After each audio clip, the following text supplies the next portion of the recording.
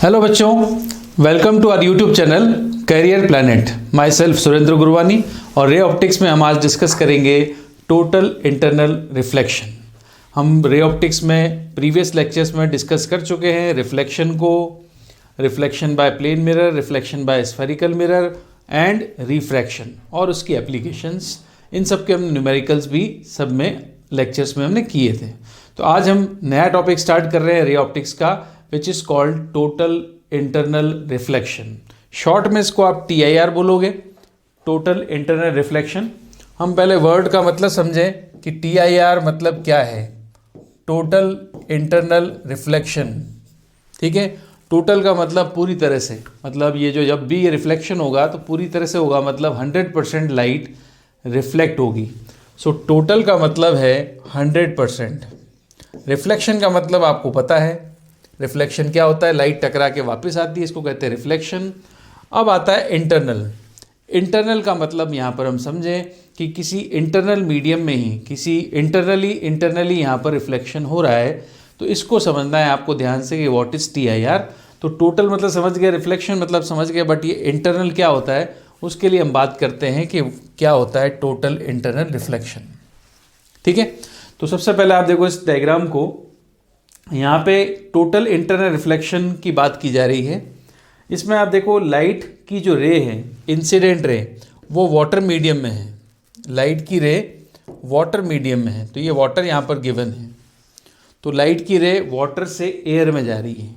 अब आपको पता है जब भी लाइट की रे डेंस टू रेयर मीडियम में जाएगी तो अपने पाथ से डेविएट होगी। अब डेविएट तो होती है, रिफ्रैक्शन हो रहा है, बट यहाँ पर कौन सा मीडियम है, अदर मीडियम है, रेयर मीडियम।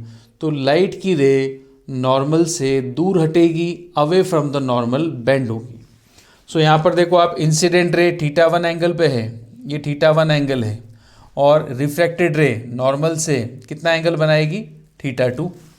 और यहाँ पर आपको पता है θ2 is always greater than θ1 because air है, यहाँ वाटर है, यहाँ एयर है, तो वाटर से एयर में रे जा रही है, तो डेफिनेटली θ2 हमेशा θ1 से ज़्यादा होगा। ये तो आपको पता है डेंस टू रेयर के केस में। अब आप देखो आगे, इसमें θ1 और θ2 का रिलेशन आपको समझ में आ रहा है, θ2 इज ग्रेटर देन θ1 है। जैसे जैसे θ1 को हम बढ़ाएंगे, θ1 को बढ़ाओगे θ2 भी बढ़ेगा, θ1 जितना बढ़ेगा θ2 उतना ज़्यादा आएगा, बट θ2 हमेशा θ1 से ज़्यादा आएगा। क्लियर। तो सपोज करें कि θ1 की वैल्यू, सपोज करना कि θ1 की वैल्यू मैं रखता हूँ, θ1 की वैल्यू सपोज करें 30 डिग्री है, ठीक है। तो अगर 30 डिग्री इंसिडेंट रे है तो θ2 आपका θ1 से ज़्यादा होगा। तो सपोज करो कि θ2 की वैल्यू 40 है। मैंने ऐसे डेटा वाइज सपोज किया कि 10 डिग्री हमेशा बढ़ जाता है, 10 डिग्री बढ़ जाता है, ऐसे आपने डेटा लिया कि 10 डिग्री यहाँ पर वैल्यू बढ़ जाती है, ठीक है। अब इसके बाद देखो, सपोज करें यहाँ पर एंगल ऑफ इंसिडेंस 40 डिग्री हो, तो अगर 40 होगा तो यहाँ पे एंगल ऑफ रिफ्रैक्शन क्या हो जाएगा, 50 हो जाएगा। और अगर मैं 70 लूँगा तो यहाँ पे 80 हो जाएगा। और अगर मैं 80 लूँगा, 80 डिग्री का इंसिडेंट रखूँ मैं, तो रिफ्रैक्टेड रे 90 डिग्री पे आ जाएगी, राइट। और अगर मैं यहाँ पे 80 से बढ़ता हूँ आगे 85, तो रिफ्रैक्टेड रे 90 से भी ज़्यादा आ जाएगी। मैं 10 डिग्री बढ़ा रहा हूँ तो 10 डिग्री बढ़ाऊँगा तो 95 हो जाएगी, ठीक है। अब ये दो केस लास्ट के इंपॉर्टेंट है, आप ध्यान देना कि अगर एंगल ऑफ इंसिडेंस 80 रखता हूँ मैं, तो एंगल ऑफ रिफ्रैक्शन क्या आ रहा है, 90। तो ये वाला केस है, एंगल ऑफ इंसिडेंस में रख दिया मैंने जो भी, बट एंगल ऑफ रिफ्रैक्शन यहाँ पे क्या आ रहा है, 90। तो एंगल ऑफ रिफ्रैक्शन 90 आएगा, तो ये ऐसा केस बनेगा। अब उसके आगे चलेंगे तो 90 से बड़ा एंगल आएगा। तो अगर 90 से एंगल बड़ा हुआ तो आप देखो 90 से एंगल बड़ा हो गया, ये θ2 90 से बड़ा एंगल है। तो जैसे ही एंगल 90 से बड़ा होगा, लाइट की रे इंटरनली रिफ्लेक्ट होना शुरू हो जाएगी। जैसे ही लाइट की रे इंटरनली, आप देखोगे जैसे ही लाइट की रे का जो रिफ्रैक्शन एंगल है वो 90 से बड़ा होगा, तब लाइट की रे इंटरनली रिफ्लेक्ट हो जाएगी। इसको बोलते हैं टोटल इंटरनल रिफ्लेक्शन। अब दोबारा सुने, as normal come angle of incidence होगा तो रे रिफ्लेक्ट हो जाएगी, एयर में आ जाएगी, और θ2 हमेशा θ1 से बड़ा होता है, ठीक है। अब ऐसा एंगल रखें θ1 जिस पे θ2 की वैल्यू क्या हो, 90 हो, तो ये आ जाएगा θc। इसको बोलते हैं क्रिटिकल एंगल। ऐसा एंगल ऑफ इंसिडेंस जिसके लिए एंगल ऑफ रिफ्रैक्शन की वैल्यू, ऐसा एंगल ऑफ इंसिडेंस ये रहा 80 डिग्री, जिसके लिए एंगल ऑफ रिफ्रैक्शन की वैल्यू θ2 की वैल्यू हमेशा बड़ी होती है, तो θ2 की वैल्यू 90 आ जाए तो उस समय जो θ1 की वैल्यू होगी that is called critical angle. तो एक ऐसा एंगल ऑफ इंसिडेंस जिसके लिए रिफ्रैक्शन एंगल 90 डिग्री हो दैट्स कॉल्ड क्रिटिकल एंगल। अब θ1 क्रिटिकल से कम था, θ1 एंगल आपका क्रिटिकल से कम होगा, फिर यहाँ पे θ1 क्रिटिकल के इक्वल होगा। अब यहाँ पे θ1 क्रिटिकल एंगल से ज़्यादा रखना पड़ेगा, θ1 बढ़ता जा रहा है धीरे धीरे। अब θc पर θ2 की वैल्यू 90 है, क्रिटिकल एंगल पर यह एंगल कितना है, 90 है, तो क्रिटिकल एंगल से ज़्यादा एंगल पर ये एंगल आपका 90 से बड़ा आएगा, और 90 से बड़ा आएगा तो लाइट की रे रिफ्रैक्ट, अंदर इंटरनली आपकी लाइट की रे रिफ्लेक्ट हो जाएगी। इसमें इस फिनोमेना को बोलते हैं टोटल इंटरनल रिफ्लेक्शन। और जब भी रिफ्लेक्शन शुरू होगा लाइट की रे टोटली 100% लाइट की रे अंदर वाले मीडियम में रिटर्न हो जाएगी 100%। अब यहाँ से बाहर जाना लाइट का इम्पॉसिबल है। इस केस में अब लाइट का बाहर जाना इम्पॉसिबल है। इस फिनोमेना को बोलते हैं टोटल इंटरनल रिफ्लेक्शन। तो एक बार हम पढ़ते हैं, देखो इसको, तो what is total internal reflection और critical angle. At a specific angle of incidence, the incident ray of light is refracted in such a way that it passes along the surface of water. This particular angle of incidence is called critical angle. Along the surface of water का मतलब यहाँ पर θ2 की value की बात कर रहे हैं, θ2 कितना होगा, 90 degree. Along the surface of water मतलब θ2 कितना होगा, 90 degree. This particular angle of incidence is called critical angle. ये θ1 की बात है, ठीक है। Here the angle of refraction is 90 degree. Surface of water पे एंगल ऑफ रिफ्रैक्शन क्या होगा, 90 डिग्री। θ2 क्या होगा, 90 डिग्री। देन आगे देखना, आगे ध्यान से सुनना। When the angle of incidence is greater than, अब एंगल ऑफ इंसिडेंस जैसा मैंने आपको बताया θ1 की वैल्यू θc से ज़्यादा होनी चाहिए, greater than critical angle. The incident ray is reflected back to the medium। अब इंसिडेंट रे जब angle of incidence critical angle से ज़्यादा होगा, लाइट की रे रिफ्लेक्ट होना शुरू हो जाती है, लाइट की रे रिफ्लेक्ट होती है in the same medium. We call this phenomena total internal reflection. We call this phenomena total internal reflection, TIR। अब मैं आपसे पूछूं अगर कि TIR हो रहा है मतलब रिफ्लेक्शन हो रहा है, इंटरनल मतलब अंदर ही अंदर हो रहा है, टोटल का मतलब आप समझ गए कि जब भी ये होगा तो 100% होगा। तो मैं आपसे पूछूं कि what are the conditions for TIR। आपको अभी तक जितना मैंने पढ़ाया, अब आप मुझे बता सकते हैं TIR की क्या कंडीशंस होनी चाहिए। पहला, क्या लाइट की रे रेयर टू डेंस जाएगी कि डेंस टू रेयर। तो आपने देखा लाइट की रे डेंस टू रेयर जाएगी, ठीक है। दूसरा, angle of incidence critical angle से कम होना चाहिए कि ज़्यादा होना चाहिए। तो angle of incidence critical angle से अगर कम हुआ तो लाइट रिफ्रैक्ट हो जाएगी, मगर एंगल ऑफ इंसिडेंस अगर क्रिटिकल एंगल से ज़्यादा हुआ तो लाइट रिफ्लेक्ट बैक होगी, मीन्स रिफ्लेक्शन होगा, ठीक है। तो following are the two conditions of TIR। First, the light ray moves from a denser medium to rare medium, जैसा कि मैंने तो बताया आपको। The angle of incidence must be greater than critical angle. These are the two important conditions for TIR। Clear? So अब आगे चलें, देखो TIR की कंडीशंस के लिए। अब नेक्स्ट हम बात कर रहे हैं what is relation between refractive index and critical angle. So next देखते हैं, देखो हमें आगे यहाँ पर नेक्स्ट आता है relation between critical angle θc and refractive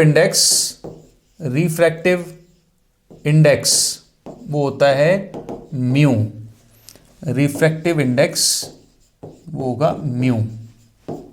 ठीक है, अब यहाँ पे म्यू कौन सा लेना है वो भी मैं आपको बता दूं। देखो, अब आपने कहा टी आई आर के लिए क्या कंडीशन होगी, ये कौन सा मीडियम होगा, डेंसर, और ये रेयर मीडियम है। ठीक है, डेंसर मीडियम का रिफ्रैक्टिव इंडेक्स होगा μ2 और रेयर का होगा μ1। ठीक है, तो इसको हम μd भी बोल सकते हैं, डेंसर का μd और रेयर का μr। अब आपको पता है ये μ2 जो है μ1 से ज़्यादा होगा, ये तो आपको क्लियर है ही सही, क्योंकि डेंसर मीडियम का रिफ्रैक्टिव इंडेक्स ज़्यादा होता है रेयर के कंपैरिजन में। ठीक है, अब लाइट की रे ले लें यहाँ पर, तो जो लाइट है वो स्ट्राइक करेगी, लाइट की रे ट्रैवल करेगी डेंसर टू रेयर मीडियम। तो लाइट की रे हम ले लेते हैं, ये देखो, ये लाइट की रे स्ट्राइक करती है। ठीक है, और ये एंगल ऑफ इंसिडेंस जो मैं ले रहा हूँ वो ले रहा हूँ theta C. Angle of incidence है मैंने क्या लिया, theta C, I equals to theta C, angle of incidence. अब अगर angle of incidence critical angle है, अगर angle of incidence critical angle है तो एंगल ऑफ रिफ्रैक्शन क्या होता है, along the surface of water angle of refraction R equals to क्या होता है, 90 डिग्री होता है। ठीक है, तो रिफ्रैक्टिव इंडेक्स मिल गया, एंगल ऑफ इंसिडेंस मिल गया, आर की वैल्यू 90 लेनी है, आर का यूज़ कम ना हो, साइन 90 क्या होता है 1, ताकि आर को हम यूज़ नहीं कर रहे। इसी रिलेशन पर थीटा सी पे आर की वैल्यू क्या होती है 90। तो अब देखो रिलेशन कैसे निकालेंगे, यूजिंग स्नेल्स लॉ। क्या यूज़ करेंगे हम, स्नेल्स लॉ। तो स्नेल्स लॉ यूज़ करें तो कैसे लगाना है, स्नेल्स लॉ आपको बताया था मैंने, μ1 sine I equals to μ2 sine R. μ1 sine I equals to μ2 sine R. Snell's law हमेशा इसी फॉर्मेट में लगाना है। लगाते हैं, फर्स्ट मीडियम कौन सा है, डेंसर, तो फर्स्ट मीडियम डेंसर है, तो यहाँ पे मैं लिखूंगा μd, sine I angle of incidence critical angle है थीटा सी। सेकेंड मीडियम कौन सा है, जहाँ रे एंटर कर रही है वो है रेयर मीडियम, तो म्यू आर, और साइन आर की वैल्यू आपको पता है, आर की वैल्यू 90 है, तो साइन 90। ठीक है, 1-2 में कन्फ्यूजन ना हो, आप क्या कर सकते हैं, इसको भी आप 1-2 मतलब आप इसको कह सकते हैं कि फर्स्ट, बिकॉज लाइट की रे यहाँ से स्टार्ट हो रही है, तो ये मैं μ1 ले लेता हूँ और ये μ2 ले लेता हूँ, क्योंकि लाइट की रे फर्स्ट से सेकेंड में जा रही है, 1 से 2 में जा रही है। ठीक है, तो इसको 1 लिया, 1 क्या हो गया μd, 2 क्या हो गया μr, और आपको पता है डेंसर मतलब 1 इज ग्रेटर देन μ2 है। उल्टा कर लिया, 1 एंड 2 मैंने चेंज कर दिया, कंफ्यूज ना हो इसलिए। फर्स्ट वो मीडियम होता है जहाँ से लाइट की रे स्टार्ट होती है, और सेकंड जहाँ लाइट की रे एंटर होती है। तो यहाँ पे एंटर हो रही है सेकंड, मतलब रेयर मीडियम, ये रख दिया अपन। अब आप देखो μd sine theta C equals to sine, ये आ गया, तो μd डेंसर साइन थीटा सी ये लिखा हुआ है, म्यू आर को मैं यहाँ डिवाइड कर देता हूँ, तो ये हो गया mu R equals to sine 91 होता है। ठीक है, एक्चुअली म्यू आर में म्यू डी डिवाइड नहीं किया है, म्यू डी में म्यू आर डिवाइड किया है, बिकॉज डेंसर का रिफ्रैक्टिव इंडेक्स न्यूमेटर में रखना है और रेयर के रेस्पेक्ट में लिया जाता है, इसलिए हमेशा रेयर का रिफ्रैक्टिव इंडेक्स आपको डिनोमिनेटर में रखना है। ठीक है, ये कॉन्सेप्ट है। अब आप देखो इधर आगे, यहाँ पर ये जो म्यू डी और म्यू आर है, mu D upon mu R, अगर मैं इसको म्यू ले लेता हूँ, जनरली म्यू ले लेता हूँ, और इन जनरल क्या होता है, डेंसर मीडियम आपको दिया होता है, rare medium in general air होता है, तो एयर का तो रिफ्रैक्टिव इंडेक्स क्या होता है 1 होता है। ठीक है, तो ये जो रेयर मीडियम है वो अगर एयर है तो ये 1 हो जाएगा, और डेंसर मीडियम जो भी है इसका रिफ्रैक्टिव इंडेक्स आपको दिया होता है म्यू देते हैं आपको, तो सीधा म्यू काम में लेना है। म्यू इज अ, वैसे एक्चुअली रीड कैसे करोगे, what is mu, mu is a refractive index of denser with respect to rare, but दिया हुआ डेंसर का है और रेयर की जगह एयर है, तो म्यू इक्वल्स टू सीधा आ जाएगा refractive index of denser medium. Clear, तो दोबारा ध्यान से देखें, म्यू काम में ले रहे हैं, mu D upon mu R क्या होता है, refractive index of denser with respect to rare medium. ठीक है, और रेयर मीडियम अगर एयर हुआ तो एयर का तो 1 हो गया, तो यहाँ 1 हो गया, और डेंसर की जगह मैंने क्या लिख दिया म्यू, तो एक्चुअली ये म्यू क्या होगा, refractive index of denser medium. Denser medium means जो दोनों में डेंस है, एयर से डेंस जो भी हो, तो वो सीधा म्यू आ जाएगा। अब ये डेंसर मीडियम हो सकता है ग्लास हो सकता है वाटर हो, और ये रेयर मीडियम क्या होगा, एयर होगा। ठीक है, इन दैट केस हम म्यू ले सकते हैं। बट आपको समझ में आ गया, देखो sine theta C, sine theta C equals to आ जाएगा 1/म्यू। ये रिलेशन हम लेते हैं, sine theta C equals to 1/म्यू। यहाँ पे म्यू इक्वल्स टू क्या होगा, म्यू इक्वल्स टू होगा mu D upon mu R. Mu equals to क्या होगा, mu D upon mu R, refractive index of denser with respect to rarer, refractive index of denser with respect to rarer medium. ठीक है, तो mu equals to होगा refractive index of denser medium with respect to rarer medium. Actually आप इसको ऐसे लिखोगे, with respect to rarer medium. ठीक है, अब मैं इसको लिख के बताऊं, देखो इसको यूज करके बताऊं मैं आपको आगे नेक्स्ट। अब आप देखो क्या लिखा, sine theta C equals to 1/म्यू, और म्यू मैंने आपको बताया क्या है, ये म्यू है, म्यू क्या है, डेंसर मीडियम का रिफ्रैक्टिव इंडेक्स है रेयरर के रेस्पेक्ट में। इसको ऐसे भी लिख सकते हैं ना, हम कैसे लिखते हैं, mu denser with respect to rarer, ऐसे भी तो लिख सकते हैं। तो लास्ट पेज में हम ऐसे लिख सकते हैं, sine theta C equals to mu हो गया। ये क्या है म्यू, ये है mu denser with respect to rarer. ठीक है, कैसे आया ये आपको पता है, ये आपके पास वैल्यू मिल गई थी mu D upon mu R. तो mu D upon mu R को हम क्या लिख सकते हैं, इसको यहाँ भी तो लिख सकते हैं, mu D upon mu R क्या होगा, denser with respect to rarer, यही तो है। तो साइन थीटा सी क्या होगा, डिवाइड करना पड़ेगा, डिवाइड कर दिया, और इसी को मैंने क्या लिख दिया, म्यू। राइट, अब इसका यूज देखो, sine theta C equals to क्या होगा, 1/म्यू, और म्यू क्या है, denser with respect to rarer. अब आप देखो डेंसर मीडियम लें तो म्यू डेंसर का, तो डेंसर के लिए म्यू क्या हो सकता है, म्यू हो सकता है म्यू जी हो सकता है, और म्यू डब्ल्यू हो सकता है। रेयरर मीडियम में आप क्या लोगे, रेयरर मीडियम में म्यू लेना है एयर का, जो हमेशा 1 होगा। ठीक है, जनरली ये रहता है। अब बताओ, सपोज करें एग्जाम्पल, देखो एग्जाम्पल, सपोज जो रे है, लाइट की ray, it start travelling from glass medium, glass to air. ठीक है, नेक्स्ट हो सकता है ग्लास टू एयर। तो ग्लास टू एयर में देखो, पहला हम इसको डिस्कस करें, रे एंटर कर रही ग्लास टू एयर, तो म्यू डी वो है म्यू ग्लास का, और वो होता है 3/2, और म्यू रेयरर म्यू आर वो तो क्या है, 1 है। म्यू आर हमेशा क्या लेंगे, इसमें 1 ले रहे हैं। ठीक है, तो साइन थीटा सी की वैल्यू क्या आ जाएगी, साइन थीटा सी की वैल्यू आ जाएगी 1/म्यू, और म्यू क्या है यहाँ पर, ग्लास का, जो क्या है 3/2 mu G with respect to air. तो म्यू जी मतलब म्यू जी आएगा 1/म्यू जी, और 1/म्यू जी क्या है,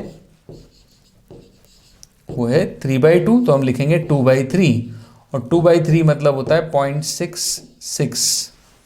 अब साइन थीटा सी की वैल्यू है 0.66, तो यहाँ से हम क्रिटिकल एंगल की वैल्यू निकालें, तो क्रिटिकल एंगल की वैल्यू आएगी ग्लास टू वाटर के लिए 42 डिग्री, 42 डिग्री। इसका ये मतलब है कि जब भी लाइट की रे ग्लास से एयर में जाएगी, ठीक है, क्रिटिकल एंगल की वैल्यू के साथ मैं बता रहा हूँ, जब भी लाइट की रे ग्लास से एयर में जाएगी, तो अगर एंगल ऑफ इंसिडेंस 42 है तो वो ग्लास की सरफेस पे रहेगी, R 90 डिग्री रहेगा। अगर इंसिडेंट रे 42 से कम है, 41 है, 38 है, 35 है, 32 है, 28 है, 22 है, कुछ भी हो, लाइट की रे ग्लास से एयर में निकल जाएगी, रिफ्रैक्शन। अब क्रिटिकल एंगल 42 है। अब ग्लास के अंदर जाने के बाद अगर लाइट की रे का एंगल ऑफ इंसिडेंस 42 से ज़्यादा है, 43 है, 45 है, 50 है, 60 है, 70 है, कुछ भी हो, लाइट की रे उस ग्लास से बाहर नहीं जा सकती, बिकॉज TIR होगा, बिकॉज टोटल इंटरनल रिफ्लेक्शन होगा। क्लियर? तो पहला एग्जाम्पल ग्लास टू एयर कह रहा, दूसरा एग्जाम्पल है मैं रे के लिए। अब रे वाटर टू एयर जा रही है, water to air, denser medium water है, रेयर मीडियम एयर, आप समझ गए। तो साइन थीटा सी हम सीधा निकाल सकते हैं, sine theta C equals to 1/μ होता है, और म्यू किसका लेंगे, वाटर का। अब डेंसर मीडियम कौन सा है, वाटर है, तो वाटर का रिफ्रैक्टिव इंडेक्स होता है 4/3, यहाँ 1/, में है तो हो जाएगा 3/4, 3/4 मतलब 0.75, और थीटा सी की वैल्यू निकालेंगे, वाटर के लिए आती है 49 डिग्री। अब पानी में से कोई लाइट की रे 49 डिग्री पर अगर स्ट्राइक करेगी तो बाहर एयर में नहीं आएगी, वाटर की सरफेस पर रहेगी, क्रिटिकल एंगल है इसलिए। और अगर वाटर की रे 49 से कम, 45, 40, 35, 30 जो भी है, कम angle of incidence, angle of critical से कम, तो लाइट की रे वाटर से बाहर आ जाएगी। और अगर एंगल ऑफ इंसिडेंस 49 से बड़ा हुआ, 50, 51, 55, 60, 70 कुछ भी हो, लाइट की रे वापस वाटर में चली जाएगी, because of total internal reflection. Clear? तो मैंने यहाँ पे रिलेशन भी बताया आपको, what is relation between critical angle and refractive index, ये वाला हमने रिलेशन पढ़ा। क्रिटिकल एंगल और रिफ्रैक्टिव इंडेक्स बड़ा सिंपल रिलेशन था, स्नेल्स लॉ का यूज करते हुए sine theta C equals to 1/μ आया, और म्यू क्या है, डेंसर का रिफ्रैक्टिव इंडेक्स रेयरर के रेस्पेक्ट में होता है। ठीक है? अगर आपको कहा जाए, इसके बाद देखो, अगर आपको कहा जाए कि वाटर की रे, सपोज अगर आपको कहा जाए वाटर की रे, sorry ray of the light, third example ले रहा हूं मैं, देखो थर्ड, अगर आपसे कहा जाए रे वाटर और ग्लास दोनों के बीच में है, तो डेंसर मीडियम कौन सा होगा, तो डेंसर मीडियम होगा आपका वाटर या ग्लास में से ग्लास। तो अगर आपकी रे ग्लास टू वाटर मूव करती है, ग्लास टू वाटर, तब साइन थीटा सी क्या लिखेंगे हम, साइन थीटा सी आएगा 1/μ। अब आपको पता है म्यू क्या होता है, डेंसर का रेयर के रिस्पेक्ट में, तो यहाँ पे डेंसर क्या है, ग्लास है विथ रिस्पेक्ट टू वाटर, तो हम क्या लिखेंगे 1/μg अपॉन μw, ये भी आपको पता है, जिसके रिस्पेक्ट में निकालते हैं उसको डिवाइड करते हैं। अब μw को ऊपर ले आते हैं, तो ये हो जाएगा μw अपॉन μg। ठीक है? तो साइन थीटा सी की वैल्यू क्या मिली आपको, साइन थीटा सी की वैल्यू, वाटर के कितना होता है रिफ्रैक्टिव इंडेक्स 4/3, ग्लास का क्या होगा 3/2, इस तरह से आएगा। तो इसका मतलब साइन थीटा सी की वैल्यू क्या आ गई, 8/9। ठीक है? तो थीटा सी की वैल्यू आ गई 8/9, 8/9 से यहाँ से भी थीटा सी हम निकाल सकते हैं, यहाँ से क्रिटिकल एंगल आ जाएगा। ग्लास से एयर में जाएगी तो 42 डिग्री, वाटर से एयर में जाएगी तो थीटा सी होगा 49 डिग्री। ये था 0.66, ये हो गया 3/4, आपको पता है कितना होता है 0.75। ठीक है? और 8/9 से साइन थीटा सी की वैल्यू भी हम निकाल सकते हैं, 8/9 की हेल्प से साइन थीटा सी निकाल लेंगे। जो भी वैल्यू आएगी लेस देन 1, क्योंकि 1 होता है तो 90 डिग्री आता है, तो 90 डिग्री इंसिडेंट रे पॉसिबल नहीं है, angle of critical 90 degree possible नहीं है, तो एंगल ये जो वैल्यू आएगी 1 से छोटी आएगी, 1 से छोटी आएगी मतलब थीटा सी जो होगा ये आपका 90 से कम आएगा। तो 8/9 0.75 तक तो 49 पहुंच गया। ठीक है? तो 49 से बड़ा है कोई वैल्यू मिलेगी यहाँ पर थीटा सी की वैल्यू, वो साइन की टेबल में देखकर हम निकाल सकते हैं। क्लियर? चलें आगे नेक्स्ट। इसके बाद अब आ जाए some examples of total internal reflection. TIR के एग्जाम्पल्स भी इंपॉर्टेंट हैं, प्रैक्टिकली हम कई बार TIR के एग्जाम्पल्स को देखते हैं, हमें समझ में नहीं आता कि ऐसा क्यों हो रहा है, तो इसके पीछे रीज़न है टोटल इंटरनल रिफ्लेक्शन। तो आप देखो प्रैक्टिकल एग्जाम्पल्स क्या हैं, following are the examples of TIR। सबसे पहला डायमंड। डायमंड जो होता है, डायमंड एक डेंस मीडियम हुआ, तो रिफ्रैक्टिव इंडेक्स का बहुत ज़्यादा होता है, तो क्रिटिकल एंगल इसका बहुत कम होता है। ठीक है? अब जैसे क्रिटिकल एंगल है इसका तो 23 डिग्री है, डायमंड का क्रिटिकल एंगल कितना है 23 डिग्री है। अब इसका ये मतलब हुआ कि डायमंड में जब रे अंदर जाएगी, डायमंड के अंदर एक बार एंटर कर गई, अब वो डायमंड से बाहर निकलना चाहती है, एयर में आना चाहती है। तो अगर एयर में आना चाहती है तो उसको एंगल ऑफ इंसिडेंस रखना पड़ेगा 23 से कम। तो 1 डिग्री से 22 डिग्री तक एंगल तक अगर स्ट्राइक करती रहे तो एयर में आ जाएगी। बट 23 से लेकर और भी तो एंगल है, 23 से लेकर 30, 40, 50, 60, 70, 80 बहुत सारे एंगल्स हैं जिस पे लाइट की रे स्ट्राइक करेगी मगर बाहर नहीं जा पाएगी क्योंकि एंगल ऑफ इंसिडेंस क्रिटिकल से ज़्यादा हो गया। उस टाइम वापस लाइट लौट आएगी, TIR होगा, और इसी TIR की वजह से जो डायमंड है आपका वो चमकता हुआ दिखाई देता है आपको। इस तरह का डायग्राम आप देखो, ये रहा। इसमें आप लाइट की रे देखें तो लाइट की रे यहाँ से एंटर करती है, देखो यहाँ एंटर करी यहाँ पर, तो हमेशा एंगल ऑफ इंसिडेंस जो होगा वो आपका होगा 23 से ज़्यादा। अब 23 से ज़्यादा होगा तो TIR होगा, तो लाइट यहाँ से स्ट्राइक की, इधर मुड़ गई, यहाँ फिर एंगल 23 से ज़्यादा होगा तो यहाँ से मुड़ी, यहाँ से रिफ्लेक्ट हुई, यहाँ से रिफ्लेक्ट हुई, यहाँ रिफ्लेक्ट हुई, यहाँ रिफ्लेक्ट हुई, यहाँ रिफ्लेक्ट हुई, मल्टीपल रिफ्लेक्शन होता है। हम कह सकते हैं रे, जो लाइट की रे एंटर हुई, रे इज ट्रैप्ड इन डायमंड। आप कह सकते हो रे जो है डायमंड में ट्रैप हो चुकी है, इसलिए डायमंड की ब्रिलियंस या स्पार्कलिंग आपको दिखती है। ठीक है, तो आपको समझ में आ गया होगा। Diamond incident ray falls on every face of diamond such that the angle of form the रे is greater than critical angle. जो डायमंड की सरफेस की कटिंग होती है वो इस तरह से कटिंग होती है कि हमेशा एंगल ऑफ इंसिडेंस रे का 23 से ज़्यादा हो। The critical value of diamond is 23 degree. This condition is responsible for the TIR in a diamond which makes it shine. अब शाइन करने का रीज़न मैंने आपको बता दिया, रे एक बार अंदर एंटर कर गई तो वो अंदर ट्रैप हो जाती है, उसका मल्टीपल रिफ्लेक्शन होता रहता है जिसकी वजह से आपको डायमंड की शाइन करना, डायमंड की शाइनिंग, डायमंड शाइन करता हुआ, स्पार्कलिंग करता हुआ, ब्रिलियंस ऑफ द डायमंड दिखाई देता है। ठीक है, नेक्स्ट एग्जाम्पल पे आ जाओ, मिरेज। तो जो ऑप्टिकल इल्यूजन आपको दिखाई देता है डेजर्ट्स में उसको हम मिराज कहते हैं। इस तरह का देखो आप, तो ये मिराज का फॉर्मेशन हो रहा है, देखो। अब इसके पीछे क्या रीज़न है, कॉन्सेप्ट आप समझना इसका कि ऐसा क्यों हो रहा है, क्या रीज़न है। TIR का एक बहुत इंपॉर्टेंट कॉन्सेप्ट है ये वाला। अब आप देखो डेजर्ट की बात की जा रही है, इन डेजर्ट्स, ठीक है। डेजर्ट्स में जो सैंड है वो ज़्यादा हॉट होती है एज़ कम्पेयर टू जो एयर ऊपर की तरफ है।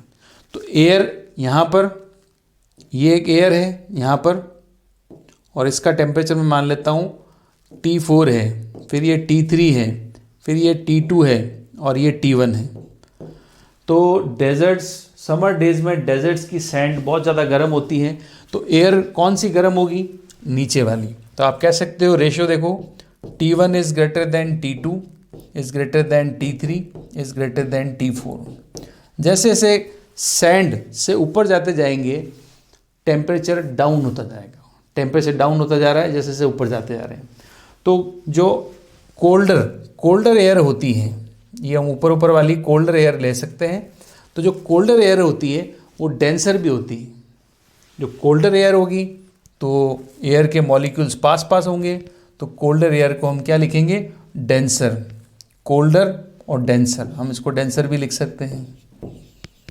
डेंसर, इसी की बात कर रहा हूँ मैं। डेंसर कोल्डर एयर कौन सी होगी, जो T4 मतलब कम टेम्परेचर पे, तो कोल्डर तो होगी सी, डेंसर भी होगी।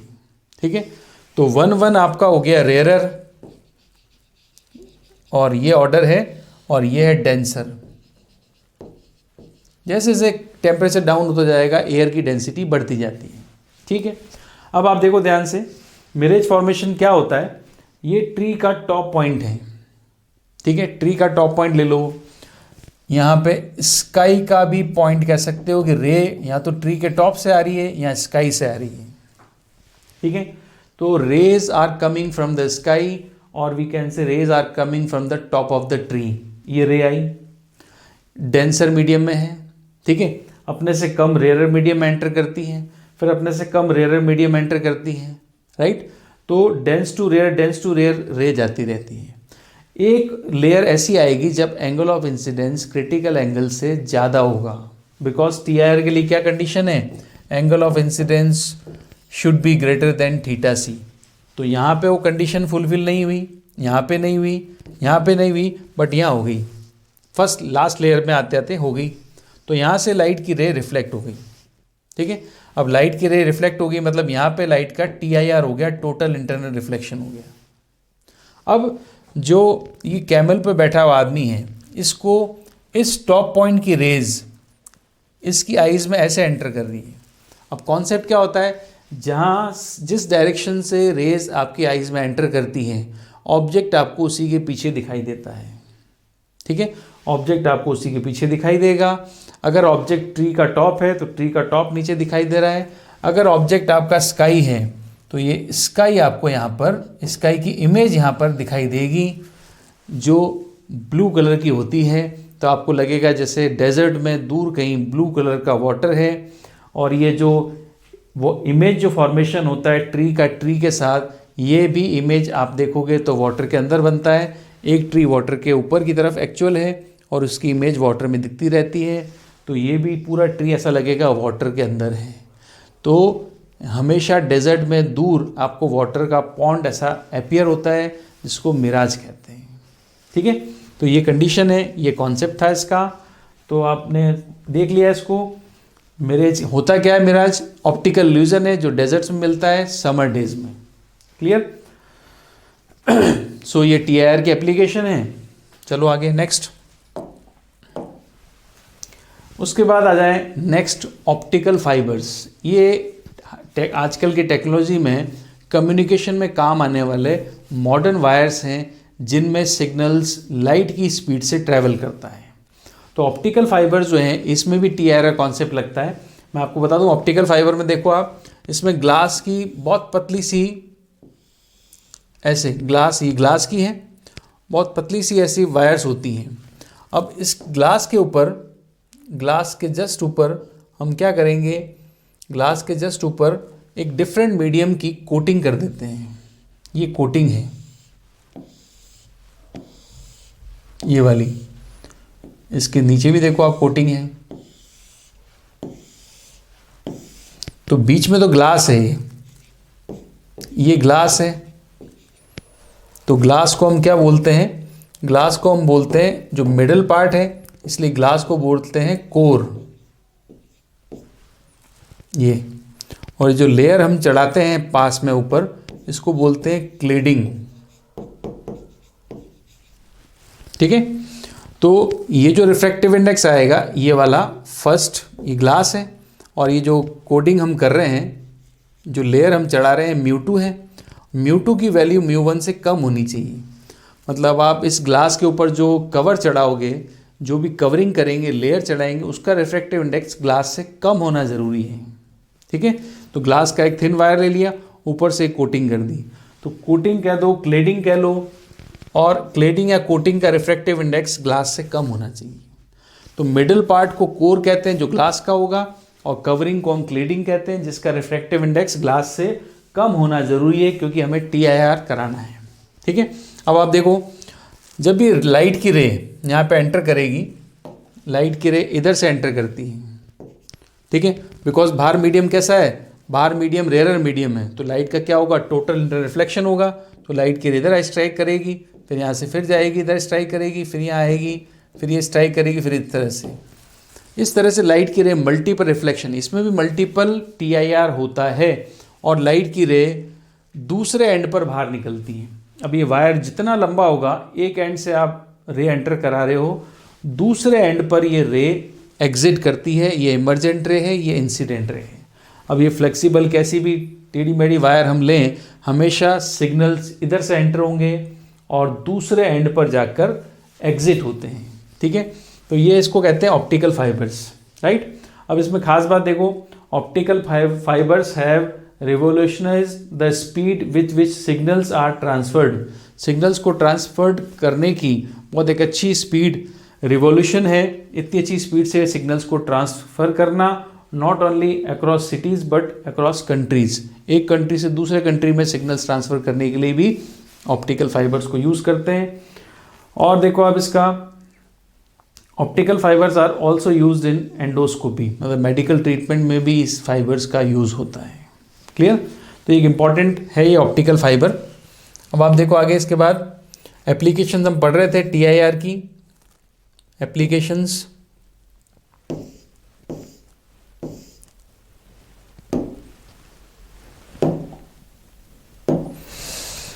अब देखो इसके बाद हम बात करेंगे प्रिज्म की। प्रिज्म किसका बना होता है? ग्लास का। मतलब प्रिज्म की इसलिए बात नहीं कर रहे हैं कि हम प्रिज्म पढ़ रहे हैं, हम प्रिज्म की बात इसलिए कर रहे हैं क्योंकि हमें एप्लीकेशंस के बाद हमें पढ़ना है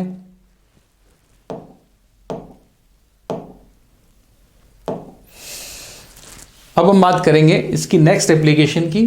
फर्स्ट एप्लीकेशन थी diamond, sparkling of diamond. Second application थी आपकी मिराज फॉर्मेशन। थर्ड एप्लीकेशन थी ऑप्टिकल फाइबर। और फोर्थ एप्लीकेशन है रिफ्लेक्टिंग प्रिज्म्स या पोरो प्रिज्म्स।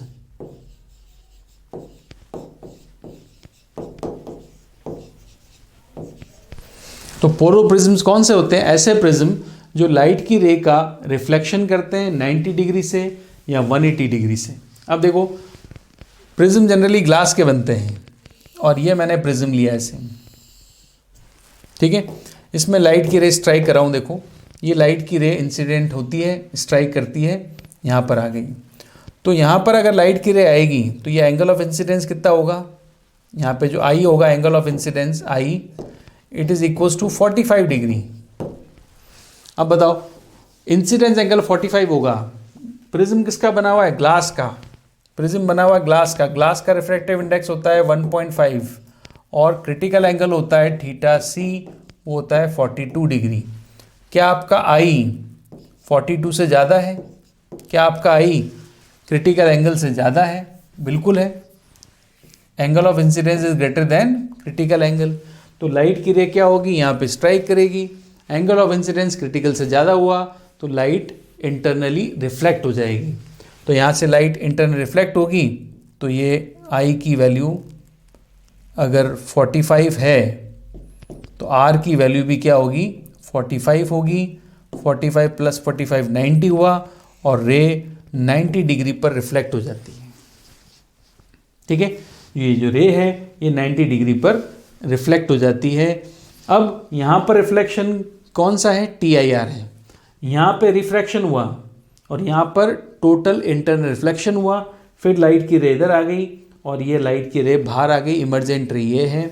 यहाँ पर डेविएशन जो आएगा रे का, जो डेविएशन मिल रहा है रे का वो मिल रहा है आपको 90 डिग्री का। रे 90 डिग्री से डेविएट हो रही है। अब सपोज करें प्रिज्म कुछ इस तरह का हो, इस तरह का, ये भी प्रिज्म हो सकता है, ठीक है। इसमें लाइट की रे स्ट्राइक कराएं तो इसमें लाइट की रे स्ट्राइक कराते हैं यहाँ से, ये गई लाइट की रे। और वही आपको पता है जो इंक्लाइंड सरफेस होती है, बिकॉज ये 90 का एंगल है और ये 45 है, तो जो एंगल ऑफ इंसिडेंस होगा वो 45 होगा। यहाँ पर अगेन वही कंडीशन है। तो यहाँ से लाइट की रे क्या होगी? TIR हो जाएगी, टोटल इंटरनल रिफ्लेक्शन होगा। अब लाइट की रे यहाँ पे स्ट्राइक करेगी तो यहाँ पे फिर से क्या हुई? इंक्लाइन सरफेस आ गई, तो फिर से एंगल ऑफ इंसिडेंस क्या होगा? 45 डिग्री। यहाँ पे अगेन TIR होगा और फिर 90 डिग्री से डेविएट हो जाएगी। इस वाले प्रिज्म में लाइट की रे 2 बार 90 डिग्री से डेविएट होती है, 2 बार। फर्स्ट टाइम इस सरफेस से, सेकेंड टाइम इस सरफेस से, तो 2 बार TIR होता है इसका। तो लाइट की रे 2 बार रिफ्लेक्शन के बाद अब एंगल ऑफ डेविएशन जिसमें मिलेगा, यहाँ पे लाइट की रे कितना एंगल से डेविएट होती है? यहाँ पे लाइट की रे 180 डिग्री से डेविएट हो जाएगी। डेविएशन आएगा 180 डिग्री का। क्लियर? तो TIR की ये एप्लीकेशन नंबर 4 है। एक एप्लीकेशन हम और पढ़ेंगे TIR की, एक एप्लीकेशन और पढ़ते हैं TIR की, एप्लीकेशन नंबर 5। इसको कहते हैं ऑप्टिकल डिस्क। Optical disc. अब ऑप्टिकल डिस्क क्या होती है? देखो ये सोर्स है ऑब्जेक्ट का, ठीक है, ये सोर्स है।